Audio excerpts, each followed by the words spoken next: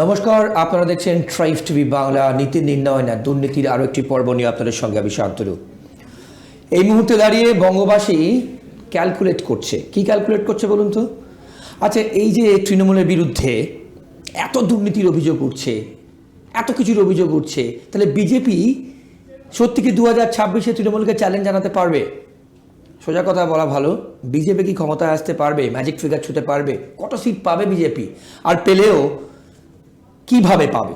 কোন ভোট কোথায় সুইং হলে, কত পার্সেন্ট সুইং হলে বিজেপি তৃণমূলকে আসল চ্যালেঞ্জ ছুটতে পারবে? এটা কিন্তু এখন আপনাদের প্রত্যেকের মনে, সাধারণ মানুষ থেকে শুরু করে প্রত্যেকে, আম জনতা বলতে যা বোঝায়, তাদের মনে এটাই ঘুরপাক খাচ্ছে। আমাদের আজকের পর্বে আমরা সেটাকে প্রায়োরিটি দিচ্ছি যে কিভাবে কঠিন চ্যালেঞ্জ মানে ক্যালকুলেট করে আপনাদেরকে আমি জানাবো। এবং আমাদের সঙ্গে যে অতিথি আছেন, পরে ইন্ট্রোডিউস করাচ্ছি, তিনি আপনাদের সামনে তুলে ধরবেন। এর সঙ্গে কসবাকাণ্ড আছে, এর সঙ্গে তৃণমূলের বিদ্রোহ, রাজন্না হালদার, বিজেপির কি স্ট্যান্ড? তাহলে রাজন্না হালদার কি বিজেপি যাচ্ছে, বিজেপিতে যোগদান করছেন, এরকমও কিন্তু একটা রিউমার অনেকের মধ্যেই শোনা যাচ্ছে। তার সাথে আমরা রাখছি যে শ্রমিক ভট্টাচার্য দায়িত্ব নিয়ে বলেছেন মহাজোট, তৃণমূলের বিরুদ্ধে মহাজোট। ভাবুন, এটা কি বাস্তবে সম্ভব? মহাজোট মানে তৃণমূলকে যারা চান না তারা প্রত্যেকেই বিজেপিকে ভোট দেবেন। এইসব নিয়ে আমাদের আজকের পর্ব। বিমল শঙ্কর নন্দ আমার বাদিকে বসে আছেন, অধ্যাপক এবং বিজেপি মুখপাত্র, আপনাদের খুব পরিচিত মুখ, এবং তিনি কিন্তু আমাদের আজকের পর্বের অতিথি এবং আপনাদের সামনে বিশ্লেষণ করবেন। বিমলদা, আপনাকে ট্রাইব টিভি বাংলা স্টুডিওয়ে স্বাগত। এবং তার সঙ্গে অনেক নমস্কার, দর্শকদের আমার নমস্কার। একদম, এবং তার সাথে নীতি নির্ণয় না দুর্নীতিতে আপনাকে প্রথমবার এলেন। আমি প্রথমেই যেভাবে শুরু করব, আপনি স্টুডিওর বাইরে আমাকে জিজ্ঞেস করছিলেন, যে অনুষ্ঠান যেভাবে শুরু করলাম, দর্শকরাও জানতে চাইবেন কি হিসেবে, কি ক্যালকুলেট করে, কোন ভোট নিয়ে, কোন শতাংশ ভোট নিয়ে, কোন শ্রেণীর মানুষজনকে নিয়ে আপনারা 26-এ এত বড় কথা বলছেন যে তৃণমূলকে চ্যালেঞ্জ করবেন। বলুন। দেখুন, আমি ভারতীয় জনতা পার্টির মুখপাত্র, কিন্তু এমন তো নয় যে আমি আমার দলের সব স্ট্র্যাটেজি ওপেনলি ফাঁস করে দেবো। আর সব স্ট্র্যাটেজি আমি জানি সেটার কোনো কথা নয়। আমার লেভেলে স্ট্র্যাটেজি তৈরি হয় না, অনেক ওপর লেভেলে হয়। বেশ। ভারতীয় জনতা পার্টিতে যোগ দেওয়ার আগে আমি কিন্তু পলিটিক্যাল সায়েন্টিস্ট হিসেবেই আসতাম, বিভিন্ন চ্যানেলে পলিটিক্যাল অ্যানালিস্ট হিসেবে। বেশ। এবং দলে যোগ দিলে অ্যানালিসিস করা যাবে না এমন তো কোনো কথা কোথাও বলেনি। ফলে আমার এই যে দীর্ঘদিনে প্রায় 15 বছর 20 বছরের এই যে অভিজ্ঞতা, 2001 থেকেই প্রায় আমি টেলিভিশন চ্যানেলে যাতায়াত করি, সেখান থেকে আমি কতগুলো কথা বলতে পারি। সেটা হচ্ছে যে একটা দল ক্ষমতা থেকে যাবে আর একটা দল ক্ষমতায় আসবে, তো স্বাভাবিক নিয়ম। কিন্তু পশ্চিমবঙ্গের রাজনৈতিক সংস্কৃতি এটা একটু অদ্ভুত রকমের। এখানে একটা রাজনৈতিক দল ক্ষমতা এলে না অনেক দিন থাকে। আমি উদাহরণ দিই, 1947 সালে কংগ্রেস ক্ষমতায় এসেছিল, 51-52 সালে নির্বাচনে সেই ক্ষমতাটা ভ্যালিড ক্ষমতা হলো নির্বাচনের মাধ্যমে। টানা চলেছিল 67 অবধি, 1967-তে প্রথম কংগ্রেস হারলো, কিন্তু হারা মানে একেবারে হেরে ভূত হয়ে গেছিল তা কিন্তু নয়। সিপিএম এর মতো মাত্র 13-14টা আসন কম পেয়েছিল। একটু যদি সেই সময় অতুল্য ঘোষ লিবারেল হতেন, অজয় মুখার্জিকে আবার টেনে নিতেন, তাহলে কংগ্রেস ক্ষমতা থেকে যেত না। ওই যা ছিল আগেকার কংগ্রেসীদের একটা গো ছিল যে এ দল টিকবে না, এ জোট টেকে নাকি। হলো কি, কংগ্রেস নিজেই কিন্তু অপ্রাসঙ্গিক হয়ে গেল। আবার 72 থেকে 77 কংগ্রেস এলো। তারপরে সিপিএম কত বছর? 34 বছর। সিপিএমের ওপরে ইয়েতে মানুষ যখন একেবারে পরিষ্কার বুঝে গেছে যে মানে এই দলটাকে আর সহ্য করা যাচ্ছে না, ন্যাচারালি তৃণমূল ক্ষমতায় এলো। তৃণমূল পরপর দুবার জিতেছে, কিন্তু আমি পরিষ্কার মনে করি যে তৃণমূল কংগ্রেসের শেষের শুরু কিন্তু হয়েছে। 2021-এ এদের হারার কথা ছিল, এনিহাও এরা সেই হারটাকে বাঁচিয়ে দিয়েছে। কিন্তু আমি পরিষ্কার বলে দিচ্ছি, তৃণমূল কংগ্রেসের পক্ষে আর সারভাইভ করা মুশকিল। আমি জাস্ট একটা উদাহরণ, 90-এর দশকে বিহারে লালুর জমানা মনে আছে, ও ঠিক এইভাবে চালাতো।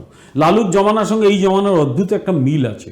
লালুর জমানাকে পাটনা হাইকোর্ট একবার মন্তব্য করেছিলেন যে ক্যা চল রা হ্যায়, তো জঙ্গল রাজ। সেই কথাটা খুব চলে যে লালুর জমানা হচ্ছে জঙ্গল রাজ। তো এই জঙ্গল রাজ পশ্চিমবঙ্গেও চলছে। লালুর বিরুদ্ধে সাধারণ মানুষ রাস্তায় নেমে এসেছিল যে আর সহ্য করা যাচ্ছে না, এই দলটাকে আর নিতে পারছে না লোকে। ফলে মানুষের যে সার্বিক আক্রোশ, সেই আক্রোশ কিন্তু আছড়ে পড়ছে এই দলটার বিরুদ্ধে। একটা সামান্য মোবাইলে কেউ বললো আমি রাত জাগবো, লাখো লাখো লোক রাস্তায় নেমে এলো, এই থেকে বোঝা যাচ্ছে না এই দলটার বিরুদ্ধে মানুষের ক্ষোভ কতখানি। কিন্তু বিমলদা, যতগুলো উপনির্বাচন কিংবা তারপর যা যা নির্বাচন হয়েছে সেই রিফ্লেকশনটা কিন্তু হচ্ছে না, মানে ভোট মেশিনে হচ্ছে না।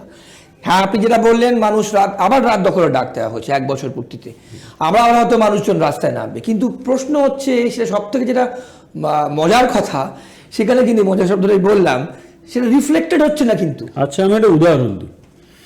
2021 সালে আমাদের একজন প্রার্থী কম ভোটে জিতেছিলেন, নীতিশ প্রামাণিক, কোচবিহারের একটা কেন্দ্র থেকে, দিনহাটা কেন্দ্র থেকে।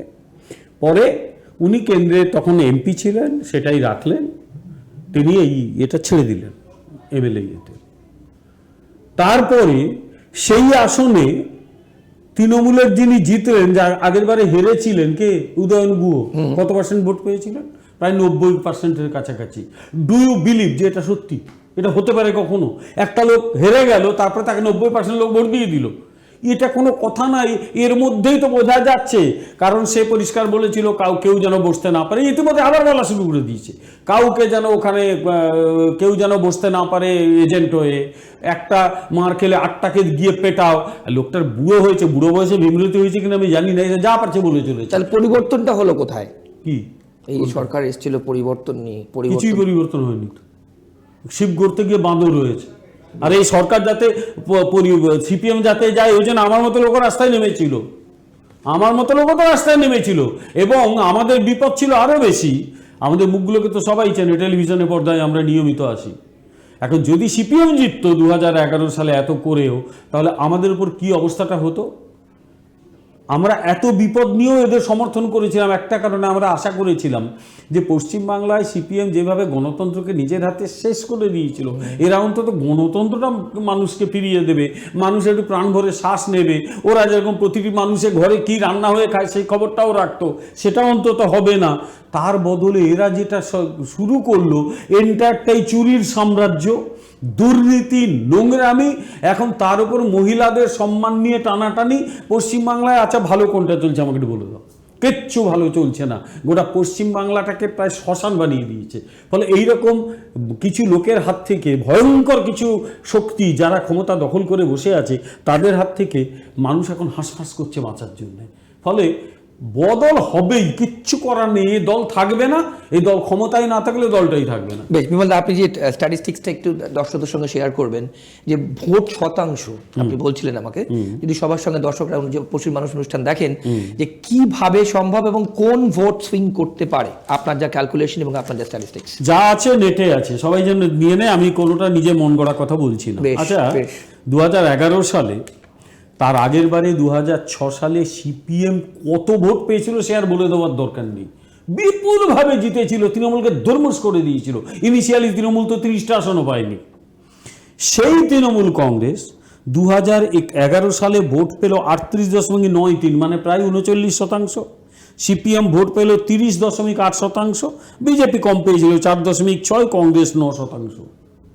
এবারে তৃণমূল কনসলিডেট করেছে, কিন্তু অস্বীকার করার উপায় নেই। 2016-তে আরও বাড়িয়ে করলো 44%, সিপিএম আরও কমে হলো 19.75%, বিজেপি কিন্তু বাড়লো 10.16%। এবার 2021 আমরা জিতবো আশা করেছিলাম, কারণ তার আগে লোকসভা নির্বাচনে আমরা অসম্ভব ভালো ফল করেছিলাম। লোকসভা একদম, সেখানে আমরা 43% ভোট পেয়েছিলাম আগের বারে লোকসভা নির্বাচনে, 43% বেশি, 43.27, 40.25। তৃণমূল পেয়েছিল 43.27, অর্থাৎ আমরা 10% থেকে 2016 ভোটের চেয়ে আমরা প্রায় 40%, তার মানে 30% ভোট মানুষ আমাদের দিয়ে দিয়েছিল লোকসভা নির্বাচনের চেয়ে। এবং সিপিএম কিন্তু কমতে কমতে 2021-এ হয়েছে 4.71, 2021-এ আমরা 37.97, মানে 38%। বেশ, এবার এসো 2024-এ কিন্তু পরিষ্কার লোকসভা ইলেকশনের কথা একদম, আমরা কিন্তু ভোট পেয়েছি 38.73, মানে প্রায় 39%। টিএমসি পেয়েছে 45.76, মানে প্রায় 46%। অর্থাৎ আমাদের ডিফারেন্স কত? 39 থেকে 46, অর্থাৎ মোটামুটি 6% ভোট। রাইট। 6 থেকে 7%। আমাদের বেশি কিছু করতে হবে না, আমাদের 3.5 থেকে 4% ভোটটা বাড়াতে হবে, তাহলে তৃণমূল শুয়ে পড়বে। ওই পার্সেন্টেজ ভোটটা কাদের? মানুষের ভোট। ভোট ওইভাবে পশ্চিমবাংলায়, আমি আবার বলছি, আমি দীর্ঘদিন ভোট অ্যানালিসিস করেছি, এখানে জাতপাত ধর্মের ভিত্তিতে সেভাবে ভোট হয় না। সাম্প্রতিককালে গত 10-15 বছর কিছু আইডেন্টিটি পলিটিক্স হচ্ছে পশ্চিমবাংলায়, অস্বীকার করার উপায় নেই।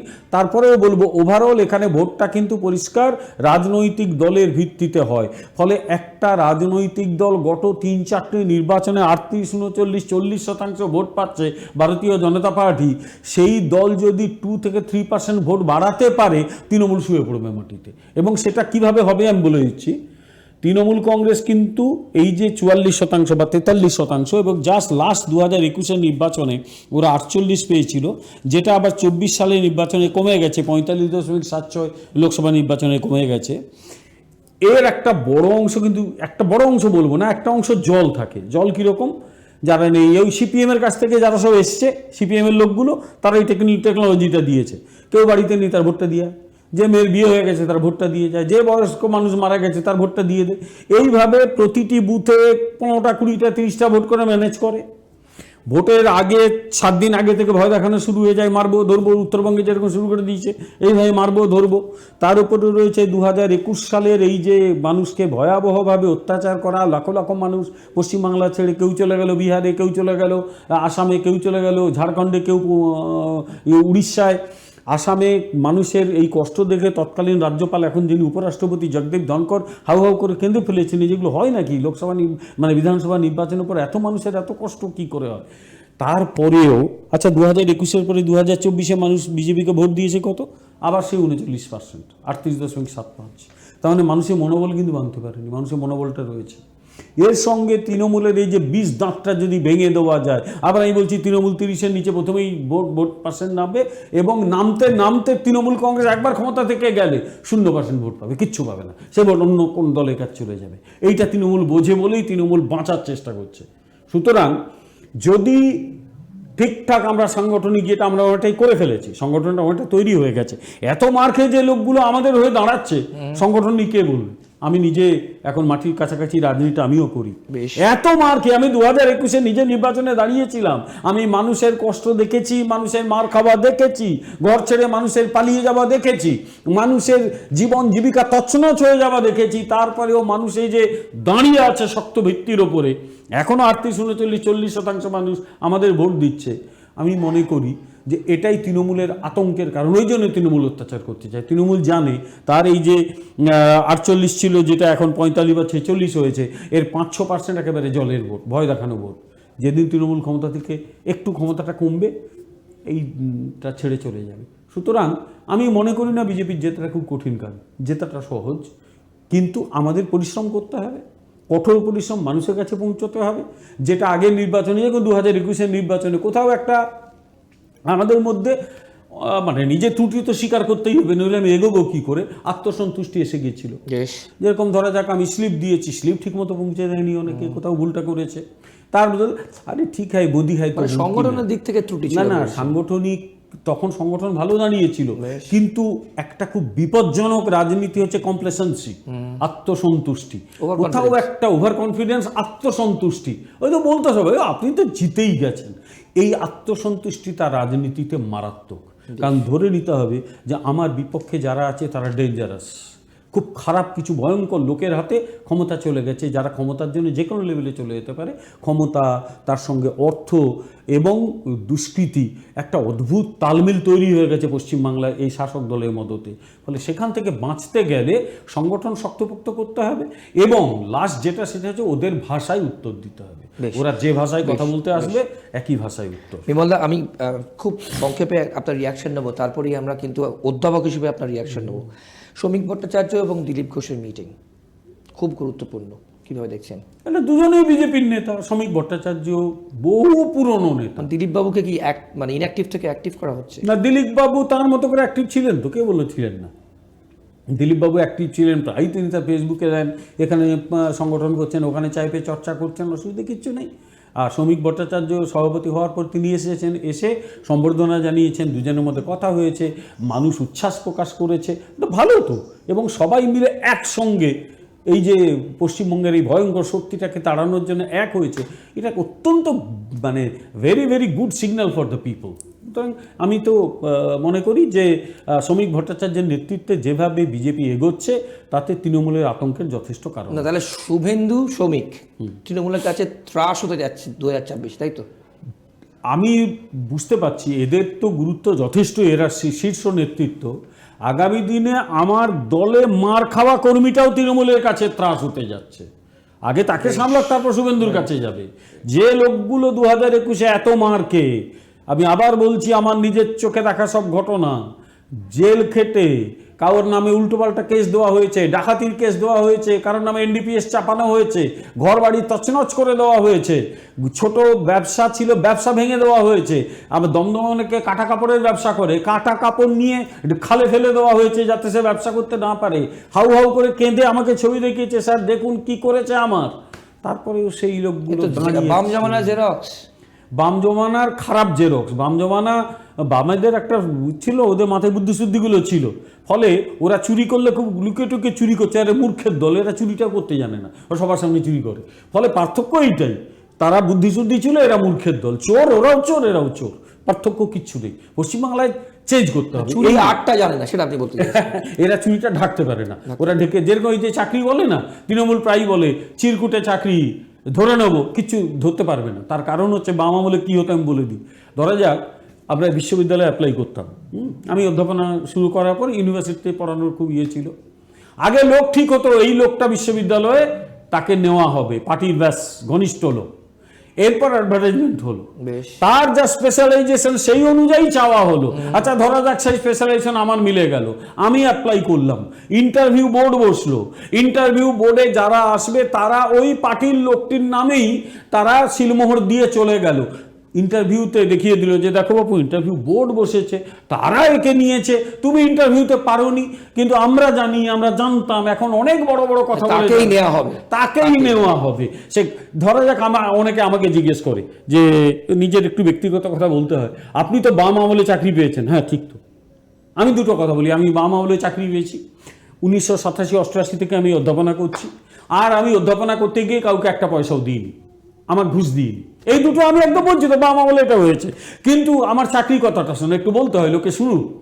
আমাদের সময় কলেজ সার্ভিস কমিশন স্পেশাল পেপারে প্যানেল করতো, তো সেই স্পেশাল পেপার অনুযায়ী বিভিন্ন কলেজ থেকে নাম চাইতো যে আমার ধরা যাক কোনো কলেজে ইন্টারন্যাশনাল রিলেশন পড়ানোর লোক লাগবে, সে বলে দিল স্পেশালাইজেশন ইন্টারন্যাশনাল রিলেশন, সেই অনুযায়ী লোক পাঠানো হতো।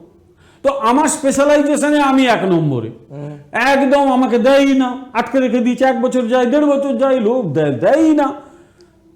যারা প্যানেলে, অন্য প্যানেলের লোকজন সব পেয়ে যাচ্ছে, আমার নিচে যারা ছিল তারা কেউ বিভিন্ন কোটায় পেয়ে গেছে, এসসি কোটায় আগে দিয়ে দিতে হয়, তাদের দিয়ে দিয়েছে। তখন আমার এক বন্ধু হাওড়ার একটা কলেজে, সে একটু আগে পেয়েছিল, সে একটা লিয়েন পেল। সে বললো দাঁড়া, তোর নাম আমি স্পেশালাইজেশনটা চাইয়ে দেবো, দেখি এবার কোথায় না দিয়ে থাকে। আমি হাল ছেড়ে দিয়েছিলাম, দিয়ে WBCS পরীক্ষা দিলাম, রিটনে পাসও করে গেলাম। তারপর SC/ST ওয়েলফেয়ার অফিসারেরও একটা ইন্টারভিউ পেলাম। ভেবেছিলাম ওই সরকারি চাকরি চলে যাব, আমি আর অধ্যাপনা করবো না, ইচ্ছে ছিল অধ্যাপনা করার। আমার সেই বন্ধু হাওড়ার একটা কলেজে, সে একটা লিয়েন ভ্যাকেন্সিতে আমার নামটা চাইয়ে দিল প্রিন্সিপালকে দিয়ে। প্রিন্সিপালও তো জানে না, নামটা চেয়ে ফেলেছে। আমার কাছে ডকুমেন্টটা রয়েছে। আমি সার্ভিস কমিশনে গিয়ে বললাম যে পাঠাচ্ছেন না কেন, আমি 1 নম্বরে আছি, আপনার স্পেশাল পেপার না চাইলে আমরা কি করব? বললাম আমি কিন্তু জানি হাওড়ার একটা কলেজ চেয়েছে। তখন পাল্টা প্রশ্ন, আপনি জানলেন কোত্থেকে? আমাকে বলেছে ওরা, আমি 1 নম্বরে আছি, যোগাযোগ হয়েছে। সেই প্রথম আমাকে চাকরি দিল। অথচ যারা আমার অনেক নিচে, রেজাল্ট আমার চেয়ে অনেক খারাপ, তারা সব ইয়েতে ভালো ভালো কলেজে পেয়ে গেল। আর একটা ইউনিভার্সিটির কথা বলি, সেই ইউনিভার্সিটিতে মোটামুটি ভেবেছিলাম যে আমার ইন্টারভিউটা ভালো হয়েছে, পাবো। এক নেতা, তিনি নাম ফাম আর বলবো না কিছু, তার পছন্দ হয়নি বলে তিনি পুরো প্যানেল ক্যান্সেল করলেন। প্যানেল ক্যান্সেল করে এমন একজনকে নিলেন যার রেজাল্ট আমার চেয়ে অনেক খারাপ। বেশ বেশ নিলেন, আমার কিছু করার নেই, কারণ ইন্টারভিউ হয়েছে। ইন্টারভিউতে চিঠি যেদিন ইন্টারভিউ সেদিন সকালবেলা আমার কাছে এসে দেখে আমি আর যাইনি, সেই চাকরিটা পেল। তার রেজাল্ট আমার চেয়ে অনেক খারাপ। আমি বুঝলাম যে এরা আমাকে বিশ্ববিদ্যালয়ে ঢুকতে দেবে না, বেশ। ঠিক আছে, এটা বাপু কাউকে ধরে চাকরি জীবনে আমি পাবো না। আমি কলেজে অধ্যাপনা করেছি, কলেজ বিশ্ববিদ্যালয়ে এমনি পার্থক্য কিছু নেই, ইউজিসির কাছে সবই সমান। এই ইউনিভার্সিটিতে গেলে হয়তো একটু এই হাই স্কুল আর হায়ার সেকেন্ডারি স্কুলের যে পার্থক্যটা, একজন 11-12 পড়ায়, একজন ক্লাস 10 পড়ায়, এছাড়া পার্থক্য কিছু নেই। দীর্ঘদিন বিভিন্ন বিশ্ববিদ্যালয়ে আমিও পড়িয়েছি। কিন্তু আমি আবার বলছি যে বামেরা এই যে চাকরি দিত, অনেক মাথায় বুদ্ধি খাটিয়ে, ধরার খুব কম পড়তো, এই জন্য চিরকুটে চাকরি তো হয়েছেই। আমি আবার বলছি, এই যে তৃণমূল অভিযোগ করে বাম আমলে চিরকুটে চাকরি হয়েছে, ঠিক হয়েছে, চিরকুটে চাকরি হয়েছে, আমি জানি। কিন্তু এরা ধরতে পারবে না, কারণ তারা অনেক বুদ্ধি ধরতো। আর এরা আবার বলছি মূর্খের দল, এরা সবার সামনে চুরিটা করে, ধরা পড়ে যায়, জেল খাটে। বেশ বেশ, বিমলদা এবার একটু অধ্যাপক হিসেবে জিজ্ঞেস করি, কলেজ বিশ্ববিদ্যালয়ে তো ম্যাঙ্গো রাজ চলছে, নানান রকম ম্যাঙ্গো ঘুরছে, তো 1 নম্বর। 2 নম্বর যেটা জিজ্ঞেস করব যে আগামী দিনে স্ট্র্যাটেজি, অবশ্যই আপনি প্রথমেই বললেন যে সব স্ট্র্যাটেজি আপনি ক্যামেরার সামনে বলবেন না, ইন্টারনাল যা যা আছে, তাও জিজ্ঞেস করবো আপনাকে যে কোন স্ট্র্যাটেজিতে, হিন্দুত্ব স্ট্র্যাটেজি কি বাজিমাত করবেন? প্রথমে ম্যাঙ্গো রাজটা নিয়ে একটু কথা শুনে নিই। প্রথম কথা হচ্ছে, এই যে রাজ চালু হলো কলেজ বিশ্ববিদ্যালয়গুলোতে, সে ম্যাঙ্গো হোক আর গুয়াভা হোক আর পাইনাপেল হোক, এগুলো চলছে একটাই কারণে, কারণ সরকার এটা চেয়েছে, শাসক দল এটা চেয়েছে। শাসক দল না চাইলে এটা চলতো না। আচ্ছা, আমি পরিষ্কার এটা বলে দিই, ধরা যাক একজন শিক্ষামন্ত্রী তো রয়েছে, সেই শিক্ষামন্ত্রী যদি সমস্ত প্রিন্সিপালকে অর্ডার পাঠায় যে হেন্সফোর্থ একটা বাইরের লোককে আপনি কলেজে ঢুকতে দেবেন না, কোন প্রিন্সিপালের হিম্মত আছে ঢুকতে দেবে? আজ অব্দি অর্ডার গেছে? যায়নি। 1, 2, আচ্ছা, প্রত্যেকটা গভর্নিং বডি এরা পলিটিসাইজ করে দিয়েছে, এন্টায়ার গভর্নিং বডিগুলো পুরো রাজনীতিকরণ ঘটে গেছে। ফলে হচ্ছে কি, যে স্থানীয় যে রাজনৈতিক নেতা, তার যে প্রভাবশালী অংশ, তারা কলেজগুলোতে মাতব্বরি শুরু করে দিয়েছে। আমি আবার বলছি, সিপিএম আমলেও মাতব্বরিটা ভালোই চলতো, কিন্তু আমরা কলকাতা বিশ্ববিদ্যালয়ে যখন পড়াশোনা করতাম, লোকাল একজন সিপিএমের নেতাকে জানতাম, তিনি কলকাতা বিশ্ববিদ্যালয়ের দায়িত্বে ছিলেন, ওখানে কিছু ঝামেলা হলে উনি ব্যাপারগুলো দেখবেন। ব্যাপার হচ্ছে ওরা খুব সূক্ষ্মভাবে আড়াল থেকে করতো, এরা একদম ঝাঁপিয়ে পড়ে। ওরা হয়তো কামালে পকেটে গোপনে আসতো, এরা গিয়ে দেয়, টাকা দেয়, আমাকে নিয়ে চলে আসে। মূর্খ গবেটের দল হলে যা হয়, তারা বুদ্ধিমান, এরা গবেট। ফলে এরা এন্টায়ার সিস্টেমটাকে, এরা চায়নি যে সিস্টেমটা ভালো হোক। ফলে আর দ্বিতীয় কথা আমি যেটা বলি, আবার এদের বলছি, এই যারা সরকার চালাচ্ছে, they don't know how to run the administration. প্রশাসন চালানোর কোনো যোগ্যতা এদের নেই। প্রশাসন, পাবলিক অ্যাডমিনিস্ট্রেশন, যেটা আমরা ছেলে মেয়েদের পড়িয়ে থাকি, গত 38 বছর পড়িয়ে যাচ্ছি, সেটা একটা আর্ট অফ দ্য গভর্নমেন্ট।